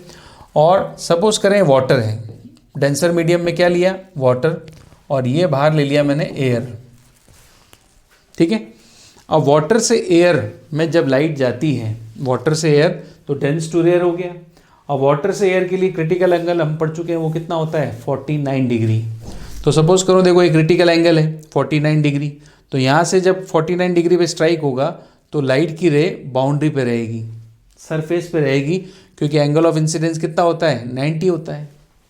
ठीक है, तो यहाँ पे एंगल ऑफ इंसिडेंस थीटा सी है, तो आपका एंगल ऑफ रिफ्रैक्शन क्या होगा 90 होता है, तब लाइट की रे सरफेस पर रहती है। बट यहाँ से देखो आप थीटा सी पे स्ट्राइक करेगी तो लाइट की रे सरफेस पे रहेगी, और थीटा सी से कम एंगल पे स्ट्राइक करेगी तो लाइट की रे बाहर आ जाएगी, और अगर कम एंगल पे स्ट्राइक करेगी तो बाहर आ सकती है। थीटा सी से थोड़ा कम एंगल होगा, ये सारी रेज बाहर आ रही हैं, तो हमें ये सोर्स से निकलने वाली लाइट ईजिली दिखाई देती है, हमें सोर्स से निकलने वाली लाइट ईजिली दिखाई देती है बाहर। ठीक है, बट जैसे ही एंगल ऑफ इंसिडेंस से ज़्यादा एंगल हुआ, ये देखो आप यहाँ पे एंगल कितना है थीटा सी से ज़्यादा है, क्रिटिकल एंगल से थोड़ा ज़्यादा है, और जैसे एंगल क्रिटिकल एंगल थोड़ा ज़्यादा हुआ, लाइट की रे टोटली इंटरनली रिफ्लेक्शन होना शुरू हो जाती है। तो इसका मतलब लाइट की रे जो बाहर आ रही है वो तो केवल इस एरिया से ही बाहर आएगी, इतने से। ये पॉइंट अगर हम ले लें, बीच का पॉइंट ये है ओ पॉइंट, सोर्स का पॉइंट हो गया एस ले लेते हैं, ये पॉइंट ले लें हम ए, और ये इंसिडेंट पॉइंट ले लें बी। ठीक है, इधर भी सिमिलर पॉइंट आ जाएगा बी, तो लाइट की रे ए और बी वाले रेडियस से ही बाहर निकलेगी। सेम ए और बी का रेडियस इधर भी होगा, इसी रेडियस से लाइट की रे बाहर निकलेगी, और रेडियस जो है ए बी के बाद की जो लाइट होगी वो अब बाहर नहीं जाएगी, उसका टोटल इंटरनल रिफ्लेक्शन होना शुरू हो जाएगा। ठीक है, तो आप देखेंगे वाटर की सरफेस पर आर रेडियस का एक सर्कल बनता है। सोर्स अगर नीचे है तो लाइट की रे बाहर आ रही है, तो ये जो ए बी डिस्टेंस हमने ली है, ए बी डिस्टेंस, ये ए बी डिस्टेंस है, ये ए बी डिस्टेंस को रेडियस मानते हुए वाटर के सरफेस पे एक सर्कल ड्रॉ करो। इस सर्कल को, ये जो सर्कल है ये वो सर्कल है जहाँ से लाइट बाहर आती है, क्योंकि सर्कल के बाद की जो रे होगी वो तो एंगल ऑफ इंसिडेंस से ज़्यादा पे स्ट्राइक करेगी, तब वो वहाँ पे सर्कल रेडियस से थोड़ा बाहर जाते ही वो रिफ्लेक्शन शुरू हो जाता है उसका। लाइट की रे, ये सर्कल की रेडियस है, लाइट की रे रेडियस पे निकलेगी तो बाहर आ जाएगी, लाइट की रे रेडियस के रेंज में होगी तो बाहर आ जाएगी, बट रेडियस क्रॉस करके थोड़ा इधर आगे जाएगी तो एंगल ऑफ इंसिडेंस बढ़ जाएगा, थीटा सी से ज़्यादा होगा, तो लाइट की रे वापस चली जाती है अंदर। ये वाला पार्ट ये दिख रहा है, यहाँ पे लाइट की रेज सब बाहर आ जाएगी, ये सारी रेज बाहर आ सकती हैं, और ये सरफेस पे रहेगी, बट एंगल ऑफ इंसिडेंस अगर थीटा से ज़्यादा हुआ तो लाइट की रे ये बाउंड्री से अंदर आने लग जाएगी। तो यहाँ पे तो कोई लाइट नहीं है। अगर मैं यहाँ से देखूँ पानी की सरफेस को, यहाँ से देख रहा हूँ तो मुझे यहाँ पे कोई लाइट नहीं मिल रही है, नो लाइट है। लाइट आपको कहाँ मिलेगी, यहाँ पे तो नो लाइट है, लाइट केवल कहाँ मिलेगी आपको, लाइट केवल मिलेगी आपको इस सर्कल से निकलती हुई। ठीक है, अब सपोज करें वाटर की सरफेस पे एक सर्कल बन रहा है, और इस सर्कल को हम एक ब्लैक शीट से कवर कर दें। इस पूरे सर्कल जहाँ जहाँ से लाइट आ रही है, अगर ब्लैक सर्कुलर शीट ले लें जिसको हम डिस्क कहते हैं, अगर उस ब्लैक सर्कुलर शीट या डिस्क से उस सर्कल को कवर कर दें, तो पानी के अंदर का जो सोर्स है वो आपको दिखना बंद हो जाएगा। ठीक है, सोर्स की जगह अगर आप बल्ब ले लो और पानी जो है वाटर, इसको आप स्विमिंग पूल मान लो, तो स्विमिंग पूल के जो नीचे पूल के अंदर का बल्ब जो लाइट की रोशनी बाहर देगा आपको, वो एक सर्कल में देगा। ठीक है, और उसके ऊपर अगर मैं ब्लैक तरह की शीट अगर मैं कवर कर देता हूँ तो मेरे को ऊपर से देखने पे लगेगा ही नहीं कि स्विमिंग पूल के अंदर कोई बल्ब भी है, क्योंकि बल्ब से आने वाली लाइट का जो रास्ता है, जो वे है, वो एक सर्कल से होकर निकलता है। अगर इस सर्कल ही हम ढक दें तो बल्ब से आने वाली लाइट आपको बाहर नहीं दिखेगी, क्योंकि सर्कल के बाहर तो TIR होता है और सर्कल से अंदर रिफ्रैक्शन हो रहा है, यहीं से लाइट बाहर आएगी, इसके बाद बाहर नहीं आएगी बिकॉज ऑफ TIR। ठीक है, अब हमें निकालनी है इसकी रेडियस, इसके बाद तो कोई लाइट है नहीं, तो उसके बाद तो आपको लाइट दिखेगी नहीं। अब हमें क्या निकालना है, इस सर्कल की रेडियस निकालनी है। अब आपको इसमें एक ट्रायंगल दिख रहा होगा जो मैंने ड्रॉ किया था AB, ये जो AB में रेडियस आपको कह रहा था, A से B क्या है, रेडियस है, और ये सोर्स का पॉइंट है S, मैं इसको ज्वाइन कर लेता हूँ। ठीक है, अब आप मुझे एंगल बताओ, देखो इसका एंगल बताना है, ट्राइंगल का एंगल बताना है। तो ट्राइंगल का एंगल दिख रहा है आपको, ये थीटा सी है, तो ये भी थीटा सी है दिख रहा है, तो ये एंगल क्या होगा, थीटा सी होगा। ठीक है, थीटा सी आ गया अपने पास, रेडियस आ गया अपने पास, राइट। और ये जो है ये डेप्थ है, ए टू एस, डेप्थ कह लो ये वाली एच, ये डेप्थ है कि सोर्स कितना डेप्थ में, डीप में है वाटर के अंदर, इस पर भी डिपेंड करेगा। अब ये एच है, ये आर है, तो ये जो साइड होगी ये वाली, ये क्या हो जाएगी, H square plus R square. ठीक है, अब आपको पता है sine theta C, sine theta C, what is relation between critical angle and refractive index. So sine theta C equals to 1/μ होता है। और साइन थीटा, इस ट्राइंगल का साइन थीटा निकालें तो साइन थीटा इक्वल्स टू क्या होगा, साइन थीटा इक्वल्स टू होगा परपेंडिकुलर अपॉन हाइपोटेन्यूज। तो परपेंडिकुलर है आर, हाइपोटेन्यूज है under root H square plus R square equals to 1/μ। तो मैंने स्मॉल एच लिया है, हम भी यहाँ पे स्मॉल एच ले लेते हैं, कैपिटल एच नहीं लेंगे, स्मॉल एच ले लेंगे। ये जो हाइट है या डेप्थ है ये स्मॉल एच से लिखा है। ठीक है, अब यहाँ से हमें रेडियस निकालनी है, तो हम क्रॉस मल्टीप्लाई कर लें इसको, R mu equals to under root में H square plus R square, और यहाँ पे स्क्वायर कर लेते हैं, अंडर रूट हटाया तो ये स्क्वायर हो गया। ठीक है, अब आप क्या करो, आर स्क्वायर है, ये भी आर स्क्वायर है, एक साइड ले लो आर स्क्वायर, तो आर स्क्वायर मैंने यहाँ ले लिया, तो यहाँ पे क्या आ जाएगा, म्यू स्क्वायर, और ये वाला आर स्क्वायर जब आएगा तो -1 हो जाएगा, इक्वल्स टू क्या हो जाएगा, एच स्क्वायर। तो रेडियस की वैल्यू आ जाएगी एच अपॉन अंडर रूट में mu square. So radius of the optical disc हमारे पास आती है R equals to H under root mu square -1। H क्या होता है यहाँ पर, एच आपको पता है, ये एच ये लिया हमने, तो स्मॉल एच ये वाली वैल्यू है, एच सोर्स की डेप्थ है, म्यू इस लिक्विड का रिफ्रैक्टिव इंडेक्स है, वो वाटर हो सकता है, तो वाटर के लिए रिफ्रैक्टिव इंडेक्स आपको पता है 4/3 होता है। ठीक है, तो आपके पास ये इस रेडियस आपको मिल जाएगी, ये सोर्स है आपका, और ये पॉइंट है ए और ये पॉइंट है बी, तो ए बी की वैल्यू, आर रेडियस की वैल्यू आपको मिल जाती है। तो आर रेडियस की वैल्यू आ गई आपके पास H upon under root mu square -1, right. So ये रेडियस हमें मिलने के बाद अब आप निकाल सकते हो इस ऑप्टिकल डिस्क का एरिया। तो एरिया भी आप निकाल सकते हो ऑप्टिकल डिस्क का। एरिया का फॉर्मूला आपको पता है, बिकॉज डिस्क क्या है, एक सर्कुलर फॉर्म में है, तो डिस्क अगर सर्कुलर फॉर्म में है तो एरिया का फॉर्मूला होगा pi R square.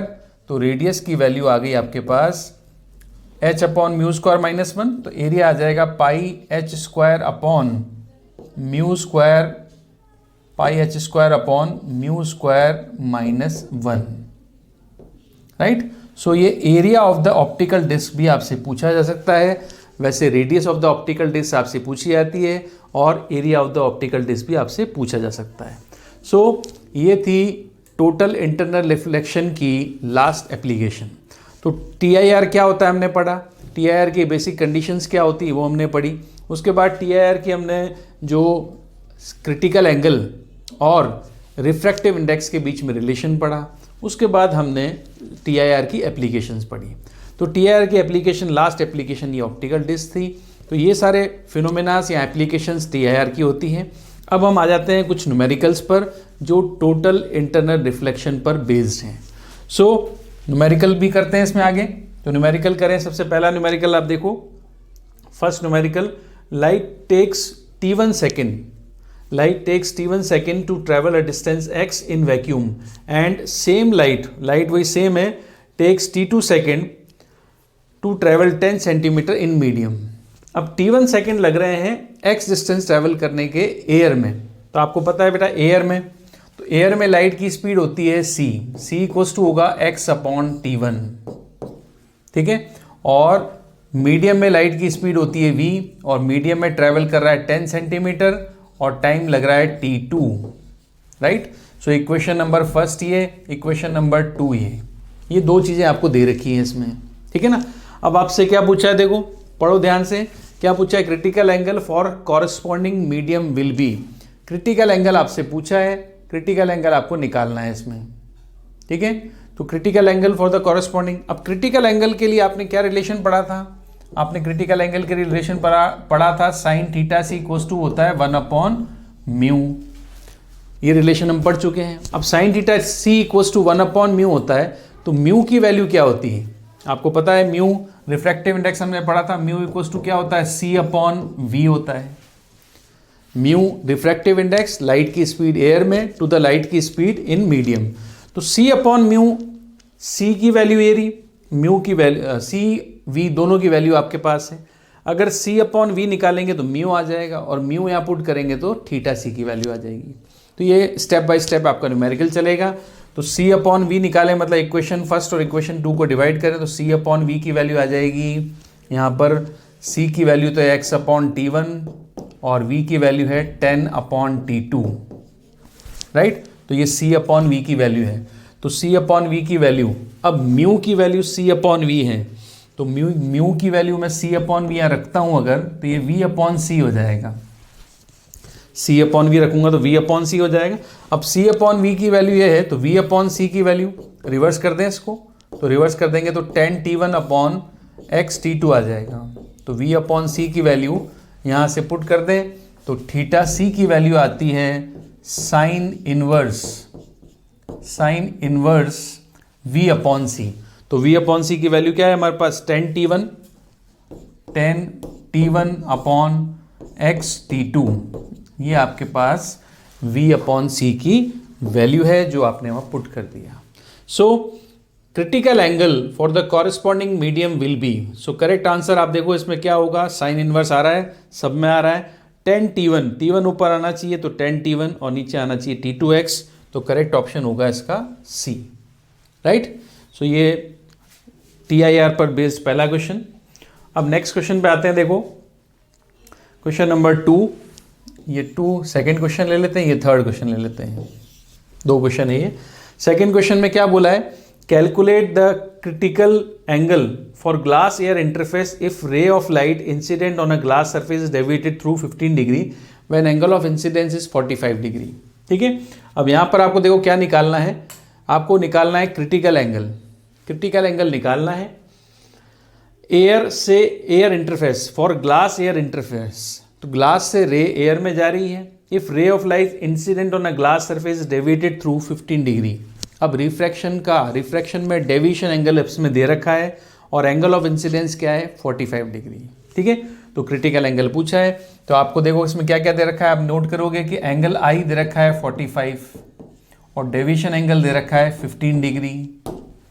Deviation angle 15 degree है, एंगल ऑफ इंसिडेंस 45 डिग्री है, तो क्रिटिकल एंगल पूछा है आपसे, मतलब थीटा सी पूछा है। तो मैं इसको नेक्स्ट पेज पे करके बताता हूँ। देखो एंगल ऑफ इंसिडेंस उसने दे दिया, ये है ग्लास सरफेस, ये ग्लास ले लिया, ग्लास एयर इंटरफेस ये है। एंगल ऑफ इंसिडेंस की बात करें तो रे ऑफ लाइट जो आती है, रे ऑफ लाइट ये आ रही है, एंगल ऑफ इंसिडेंस कितना दे दिया आपको 45 डिग्री। ठीक है, 45 डिग्री एंगल ऑफ इंसिडेंस है, राइट। अब यहाँ पर उसके बाद जब ये रे बाहर जाएगी, एयर में जाएगी, तो आपको पता है डेविएट हो जाएगी इधर की तरफ। ठीक है, अपने पाथ से बेंड होती है, अपने पाथ से डेविएट होती है, राइट। तो ये आपका एंगल आएगा एंगल ऑफ रिफ्रैक्शन R, और ये है एंगल ऑफ इंसिडेंस 45। एक बार क्वेश्चन देख लो आप, इससे बोला है calculate the critical angle for glass air interface if ray of light incident on a glass surface. अच्छा, ray of light glass surface पे इंसिडेंट करती है, इज डेविएटेड थ्रू 15 डिग्री। तो ray of light glass surface पे incident करेगी, तो हमें यहाँ पे ग्लास यहाँ से हटा के इधर लेना है। तो अगर ग्लास अगर इधर लेंगे तो रे जो होगी वो नॉर्मल की तरफ मुड़ेगी, नॉर्मल से दूर नहीं जाएगी। तो ये आपकी सरफेस हो गई, ये ग्लास है, ग्लास सरफेस पे स्ट्राइक कर रही है एयर से, तो नॉर्मल आपका ये था। अब जो रे आई है वो रे का एंगल ऑफ इंसिडेंस दे रखा है 45 और ये इसका पाथ था, बट ग्लास में जाएगी तो क्या होगी, नॉर्मल की तरफ मुड़ जाएगी। ठीक है, तो 45 और ये एंगल क्या होता है R, angle of refraction. Deviation angle refraction में आपको पता है कि रे को जाना था ऐसे बट मुड़ गई, तो इसको कहते हैं डेविएशन एंगल डेल्टा, और डेल्टा की वैल्यू उसने गिवन है 15 degree. Angle of incidence given है 45 डिग्री। अब आपको पता है सबसे पहले डेल्टा डेविएशन जो होता है it is equals to I minus R. Deviation angle की वैल्यू क्या होती है? I minus R. तो डेविएशन एंगल 15 डिग्री है, आई की वैल्यू 45 डिग्री है, आर की वैल्यू आपको पता नहीं है तो हम निकाल सकते हैं आर की वैल्यू। तो आर को इधर ले जाएं लेफ्ट साइड में, 15 डिग्री को इधर ले जाएं तो 45 माइनस 15, तो आर की वैल्यू आ गई 30 degree. So angle of incidence 45, angle of refraction 30 degree, right. अब हमें पता है एयर का रिफ्रैक्टिव इंडेक्स ये है μ1 जो 1 होता है, और ये μ2 है जो μ होता है। ठीक है, हमने μ मान लिया ग्लास का, सेकंड मीडियम का। अब हमें पता है स्नेल्स लॉ अप्लाई करेंगे हम, स्नेल्स लॉ क्योंकि रिफ्रैक्शन होता है तो रिफ्रैक्शन का सबसे इंपॉर्टेंट लॉ है स्नेल्स लॉ। कैसे लगाते हैं मैंने आपको बताया, μ1 sin i equals to μ2 sin r, ऐसे लगाते हैं। μ1 sin i equals to μ2 sin r, ये स्नेल्स लॉ अप्लाई करने का तरीका है। तो फर्स्ट क्या है, एयर है 1, sin i मतलब आई एंगल दे दिया आपको 45 डिग्री, μ2 क्या है μ ले लिया, और sin r मतलब sin 30 डिग्री। ठीक है, तो यहाँ से sin 45 sin 30 दोनों वैल्यू रख लें। sin 45 की वैल्यू होती है 1/√2 इक्वल्स टू μ, और sin 30 की वैल्यू होती है 1/2। सो √2 से 2 कैंसिल होगा, तो μ की वैल्यू यहाँ पर मिल जाएगी आपको √2। μ की वैल्यू क्या मिल जाएगी? √2। सो μ की वैल्यू √2 मिलती, तो आपसे क्या पूछा है इसमें? पूछा क्या था आपसे? Critical angle. क्रिटिकल एंगल के लिए आपको पता है रिलेशन क्या होता है, sin θc इक्वल्स टू 1/μ। μ की वैल्यू क्या है? √2। सो θc आ जाएगा sin इनवर्स 1/√2। अब 1/√2 अगर है तो 1/√2 मतलब आपको पता है साइन में किसकी वैल्यू है, तो क्रिटिकल एंगल θc की वैल्यू आ जाएगी 45 डिग्री। 45 डिग्री क्रिटिकल एंगल होगा। सो इस क्वेश्चन का आंसर है 45 डिग्री। क्या पूछा था आप देख लो, क्रिटिकल एंगल पूछा था आपसे, कैलकुलेट द क्रिटिकल एंगल। तो हमारे पास आंसर आ गया θc का, θc आया 45 डिग्री। आई दे रखा था, डेल्टा दे रखा था, आर निकाल लिया, sine I upon sine R से म्यू निकाल लिया, और म्यू से हमने साइन θc निकाल लिया। सो θc निकल गया। ठीक है, क्लियर है। सो ये था क्वेश्चन नंबर 2, आंसर आ गया इसका 45 डिग्री। अब आ जाओ next question third. A ray of light travels from denser medium having refractive index √2 to air. अब इसमें बोला है dense to rare, dense to rare movement है लाइट का, तो डेंस टू रेयर मूवमेंट हो रहा है। ठीक है, तो हम यहाँ पर डेंस टू रेयर मूवमेंट करेंगे तो हम इसको निकाल सकते हैं आराम से। देखो, अब रे of light travel from denser medium, ठीक है, डेंस टू रेयर मूवमेंट हो रहा है, तो मैं इसको बना के बताऊं। देखो, डेंस है, ये हो गया √2 मतलब μ1, और कहाँ जा रही है लाइट की रे? एयर में, तो μ2 हो जाएगा 1, क्योंकि ये कौन सा मीडियम है? एयर। नॉर्मल मैं ड्रॉ कर लेता हूँ ये रहा। ठीक है, अब लाइट की रे आती है, ठीक है, लाइट की रे आती है, स्ट्राइक करेगी, ये स्ट्राइक कर गई, ये इंसिडेंट रे है। What should B angle of refracted when angle of incidence 30 degree? तो ये जो एंगल है ये 30 डिग्री है। अब यहाँ पर क्या होगा, एयर में जाएगी, आपको पता है एंगल जो है नॉर्मल से दूर हटेगी, रिफ्रैक्टेड रे ये है। और what should be the angle of refracted, मतलब एंगल ऑफ रिफ्रैक्शन पूछा है। अब आपको पता है कि एंगल ऑफ रिफ्रैक्शन या एंगल ऑफ इंसिडेंस हमेशा कहाँ से लेते हैं? नॉर्मल से। तो इसमें बताओ, नॉर्मल से ये एंगल आएगा, ये एंगल होगा आर, तो ये आपको निकालना है। तो ये तो आपका बड़ा इजी क्वेश्चन हुआ, क्योंकि ये स्नेल्स लॉ पर बेस्ड है। हमें क्या लगाना है? Snell's law. और मैंने आपको सिखा रखा है, बता रखा है कि कैसे स्नेल्स लॉ लगाते हैं। स्नेल्स लॉ आएगा μ1 sin i equals to μ2 sin r, μ1 sin i equals to μ2 sin r। हमेशा ऐसे लगाना है, कोई कंफ्यूजन नहीं रहेगा। तो लाइट की रे आप देखो डेंसर टू एयर जा रही है, लाइट की रे आप देखोगे ध्यान से, तो लाइट की रे डेंस टू कहाँ जा रही है? एयर। देखो, तो डेंस टू एयर मतलब फर्स्ट मीडियम ये होगा, सेकंड मीडियम ये होगा। तो फर्स्ट मीडियम का रिफ्रैक्टिव इंडेक्स कितना है? √2 साइन आई कितना दे दिया आपको? 30 डिग्री इक्वल्स टू, अब μ2, तो μ2 क्या है? एयर है, तो एयर का तो 1 होता है, और साइन आर आपसे पूछ लिया, लो आर ही तो पूछा है आपसे, तो आर तो निकाल सकते हैं।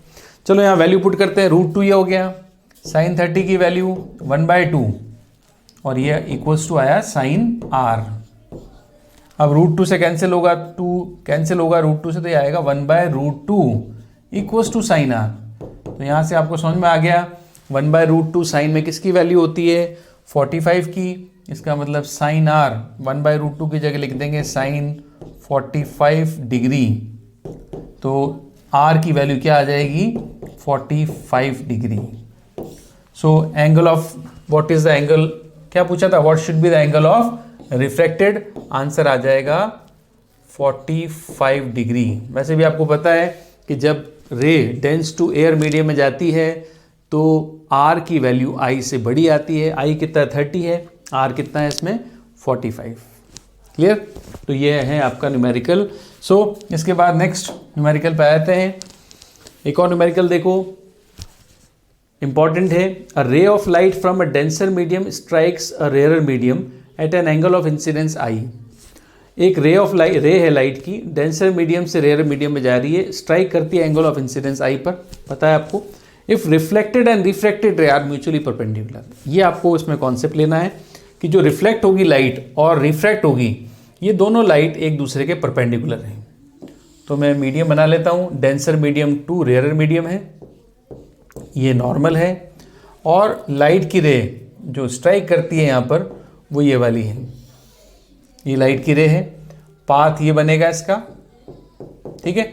बट आपको पता है डेंस टू रेयर में जा रही है, डेंस टू रेयर मीडियम में जा रही है, तो नॉर्मल से दूर हटेगी, नॉर्मल से दूर हटेगी। तो ये इंसिडेंट रे, ये रिफ्लेक्टेड रे। अब ये एंगल ऑफ इंसिडेंस से आई, अब जो लाइट यहाँ से रिफ्लेक्ट होगी उसका एंगल भी इंसिडेंस क्या होगा, उसका जो एंगल ऑफ रिफ्रैक्शन होगा वो भी तो आई होगा। और ये एंगल ले लिया मैंने, एंगल ऑफ रिफ्रैक्शन आर, और आर आई से बड़ा होगा because light dense to rare medium में जा रही है, ठीक है। अब आपको इसमें क्या दिया है, इसमें दिया है रिफ्रैक्टेड और रिफ्लेक्टेड, ये दोनों रेस क्या है, एक दूसरे पे 90 डिग्री पर है। तो ये एंगल क्या हुआ, ये एंगल जो बनेगा ये बनेगा 90 डिग्री, ये एंगल 90 डिग्री दे रखा है, ठीक है। अब ये एंगल अगर 90 डिग्री गिवन है तो आप देखो आगे इसके बाद क्या पूछा है इसने, इसने पूछा है क्रिटिकल एंगल, मतलब क्रिटिकल एंगल पूछा है तो साइन थीटा सी निकालना पड़ेगा, और साइन थीटा सी मतलब साइन थीटा सी की वैल्यू क्या होती है 1/μ, तो मतलब म्यू निकालना पड़ेगा। हमें नहीं पता म्यू क्या है इसका, तो हमने ले लिया इसका म्यू ये है, और denser medium to rare medium तो ये ले लिया म्यू डी, और ये ले लिया म्यू आर, ठीक है। और ये एंगल आप देखोगे इसमें ये आर, ये एंगल हो गया 90 और ये आई है। तो सबसे पहले आप देखो नॉर्मल पे टोटल एंगल क्या है, आर है पहला एंगल, फिर ये दूसरा 90 आ जाएगा, फिर ये तीसरा आई आ जाएगा। तो R plus 90 plus I equals to क्या होगा 180 डिग्री। ये तो क्लियर है। एक लाइन पर ये जो नॉर्मल है, एक लाइन पर टोटल एंगल क्या बनता है 180, तो 180 एंगल है तो आर प्लस 90 प्लस आई, ठीक है। तो R plus I equals to ये आएगा 90 डिग्री, ठीक है। तो R plus I equals to 90, ये इक्वेशन नंबर फर्स्ट हो गई, इसको हम यूज़ करेंगे, इसको हम काम में ले लेंगे, ठीक है। अब आप देखो आगे, फिर हम लगाते हैं, एक तो ये कॉन्सेप्ट लगाया फर्स्ट, फिर हम लगाएंगे स्नेल्स लॉ। तो स्नेल्स लॉ अप्लाई करें, स्नेल्स लॉ, तो स्नेल्स लॉ लगाओगे अगर आप तो कैसे लगाते हैं, μ1 sine I equals to μ2 sine r, आपको पता है μ1 sine I equals to μ2 sine r. अब μ1 की वैल्यू क्या है, फर्स्ट मीडियम कौन सा है, डेंसर है, तो हम लिखेंगे mu d sine I equals to μ2 क्या है म्यू आर, और ये आ गया साइन आर, ठीक है। तो ये हो गया म्यू आर, ये म्यू डी साइन आई, ये साइन आर, राइट। अब देखो आप आर की वैल्यू यहाँ से निकालें, तो आर की वैल्यू यहाँ से क्या आ जाएगी, आर की वैल्यू यहाँ से आ जाएगी 90 माइनस आई। आर की वैल्यू अगर यहाँ से निकालूँ मैं तो क्या आएगी 90 डिग्री माइनस आई, आर की वैल्यू क्या आएगी 90 डिग्री माइनस आई, आर की वैल्यू आ जाएगी 90 डिग्री माइनस आई। तो ये आर मैं यहाँ पुट कर सकता हूँ, तो ये आ जाएगा म्यू डी, और ये आर को यहाँ डिवाइड कर देता हूँ, म्यू आर आ जाएगा, और ये आ गया साइन आई इक्वल्स टू, और साइन आर की जगह मैं लिख दूंगा ये 90 माइनस आई, तो साइन 90 माइनस आई मैंने रख दिया। अब आपको पता है साइन 90 माइनस आई क्या होता है, साइन 90 माइनस आई यहाँ पे लिख देता हूँ, देखो mu D upon mu R को मैं म्यू मान लेता हूँ, क्योंकि आपको पता है mu D upon mu R ये क्या होता है, म्यू होता है mu D upon mu R, क्योंकि हमेशा मैंने आपको बताया था डेंसर मीडियम का रिफ्रैक्टिव इंडेक्स निकलेगा रेयरर के रिस्पेक्ट में, तो mu D upon mu R क्या होगा म्यू, तो mu D upon mu R की जगह लिख दिया मैंने म्यू, साइन आई की जगह मैंने लिख दिया साइन आई, ठीक है। और राइट साइड में अगर आप देखोगे तो ये है साइन 90 माइनस आई, तो साइन 90 माइनस आई क्या होता है, साइन 90 माइनस आई हो जाएगा कॉस आई, ठीक है। तो ये जो साइन 90 माइनस आई था उसकी जगह लिख दिया cos I, mu D upon mu R था इसकी जगह क्या आ गया म्यू, वो रख दिया, और साइन आई की जगह साइन आई, ठीक। अब बताओ साइन आई अपॉन कॉस आई क्या हो जाएगा, टेन आई, या cos I upon ten I, यहाँ अपन देखें म्यू की वैल्यू, मैं म्यू की वैल्यू निकाल लेता हूँ, चलो म्यू की वैल्यू आएगी कॉस आई अपॉन साइन आई, कॉस आई अपॉन साइन आई, और कॉस आई अपॉन साइन आई क्या होता है कॉट आई, ये कॉट आई आ गया। अब आपसे क्या पूछा था, हमें निकालना है क्रिटिकल एंगल, तो क्रिटिकल एंगल के लिए आपको रिलेशन पता है, क्रिटिकल एंगल होगा theta C which is equals to sine inverse 1 upon mu. तो अगर आपने फॉर्मूला ध्यान से पढ़ा हो तो म्यू क्या होता है, mu D upon mu R होता है। मैंने पहले बताया था जब हमने क्रिटिकल एंगल और रिफ्रैक्टिव इंडेक्स के बीच में रिलेशन डिराइव किया था, तो म्यू की वैल्यू क्या होती है, mu D upon mu R, तो यहाँ पे मैंने mu D upon mu R की जगह म्यू लिख दिया। So 1 upon mu, 1 upon mu, mu की वैल्यू क्या है कॉट आई है, और 1 अपॉन कॉट क्या होता है 1 अपॉन कॉट, अगर म्यू यहाँ पे कॉट रखूँगा थीटा सी की वैल्यू आ जाएगी साइन इनवर्स 1 अपॉन कॉट आई, तो कॉट का 1 अपॉन कॉट क्या होता है 10, तो यहाँ पर थीटा सी की वैल्यू क्या आ जाएगी, थीटा सी इक्वल्स टू आ गया साइन इनवर्स 10 आई, साइन इनवर्स 10 आई। तो देख लो आप करेक्ट आंसर आपको समझ में आ रहा है, करेक्ट आंसर कौन सा होगा, first A sine inverse 10 I. Clear, तो ये ऑप्शन था आपका, ये इस तरह से डिराइव होगा, रिफ्लेक्टेड और रिफ्लेक्टेड 90 डिग्री पर है, तो ये फर्स्ट इक्वेशन जो आपको मिली ये रिलेशन यहाँ काम आया, और स्नेल्स लॉ अप्लाई करने के बाद सीधा आपके पास म्यू की वैल्यू आ गई कॉट आई, इसको हम यूज़ करते हैं। क्लियर, तो ये ऑप्शन आपको मिला। चलो आगे, अब नेक्स्ट एक क्वेश्चन और करते हैं। देखो आपने TIR के एप्लीकेशन में प्रिज्म पढ़े थे, तो आपको बोला ऐसे प्रिज्म, आपको बोला ड्रॉ इमेज, नेक्स्ट क्वेश्चन जो है आपका वो बोला ड्रॉ इमेज, इमेज जो फॉर्म होती है बाय प्रिज्म, तो ये आपको प्रिज्म दे दिया इस तरह से, ये आपको प्रिज्म दे दिया, और इस प्रिज्म में आप देखो ये आपको ऑब्जेक्ट दे दिया, ये ऑब्जेक्ट है A एंड B, ये ऑब्जेक्ट है, तो ऑब्जेक्ट का टॉप पॉइंट क्या है A और बॉटम पॉइंट क्या है B, ऑब्जेक्ट का हेड क्या है A और बॉटम पॉइंट B है। अब हम क्या करते हैं, इससे रेज निकालेंगे, ठीक है। तो A से निकलने वाली रे ऐसे जाएगी फर्स्ट रे, और यहाँ से क्या होती है वो रिफ्लेक्ट होती है, रिफ्लेक्ट क्या सॉरी यहाँ से क्या होती है TIR होती है, और TIR होने के बाद ये इधर निकल जाएगी, ठीक है। तो A की रे ये रही, अब मैं B की रे लेता हूँ, देखो रे डायग्राम B ऑब्जेक्ट का, तो B की रे यहाँ पे स्ट्राइक करेगी, तो यहाँ पे स्ट्राइक करने के बाद ये 90 डिग्री पर टर्न हो जाती है, TIR हो जाता है, ये इमेज ऐसे आएगी, ठीक है। तो अगर आप ध्यान से देखो तो AB ये रहा, इसकी इमेज जो बनेगी आपका A पॉइंट की इमेज बनेगी A डैश पर, और B पॉइंट की इमेज बनेगी B डैश पर, तो आप ध्यान से देखना ये इमेज यहाँ बनेगी, ये आ जाएगा A डैश और ये आ जाएगा B डैश, B की इमेज B डैश पर, A की इमेज A डैश पर, ठीक है।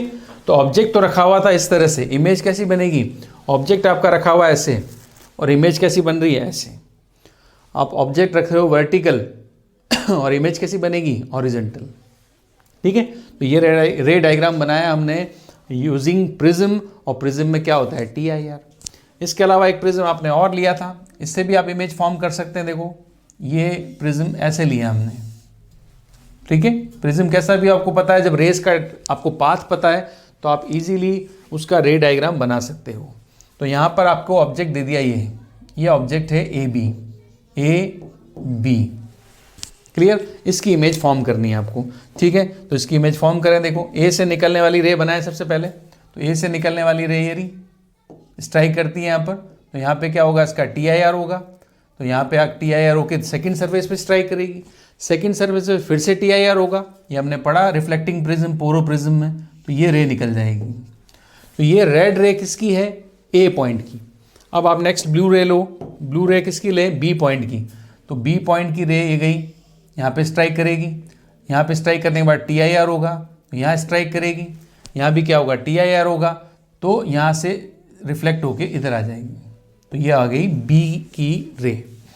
अब B पॉइंट, ऑब्जेक्ट का B पॉइंट नीचे है, मगर B पॉइंट की रे ऊपर बन रही है, A पॉइंट जो है वो नीचे बनेगा। तो आप इसकी जो इमेज देखो कैसी बनेगी इमेज, ये AB है और ये इसकी इमेज यहाँ पर ऐसे बनेगी, ये आ जाएगा A' और ये आ जाएगा B'। तो ये वाला प्रिज्म इस ऑब्जेक्ट की इन्वर्टेड इमेज बनाएगा, जो साइज में तो सेम होगी, साइज तो सेम है, बट सेम साइज की इन्वर्टेड इमेज बना रहा है, सेम साइज की इन्वर्टेड इमेज बनाएगा ये वाला प्रिज्म। ठीक है, तो आप प्रिज्म से बनने वाली इमेज, क्योंकि प्रिज्म यहाँ पर क्या कर रहा है, रेज को रिफ्लेक्ट कर रहा है, रिफ्लेक्ट ना कहेंगे हम, एक्चुअली क्या बोलेंगे, रेज को टोटल इंटरनली रिफ्लेक्शन दे रहा है, जिसकी वजह से ऑब्जेक्ट की इमेज बन जाती है। और कैसी बन रही है उसका रे डायग्राम बना के हम इसको ड्रॉ कर सकते हैं। क्लियर, आई होप आपको ये लेक्चर समझ में आया होगा। इसमें हमने पढ़ा टोटल इंटरनल रिफ्लेक्शन के बारे में, एक कॉन्सेप्ट था रे ऑप्टिक्स का, उसकी एप्लीकेशंस, उसके फॉर्मूले और उसके कुछ न्यूमेरिकल्स। ओके, अब मिलते हैं हम नेक्स्ट लेक्चर में इसके नेक्स्ट टॉपिक के साथ। Till then, good bye.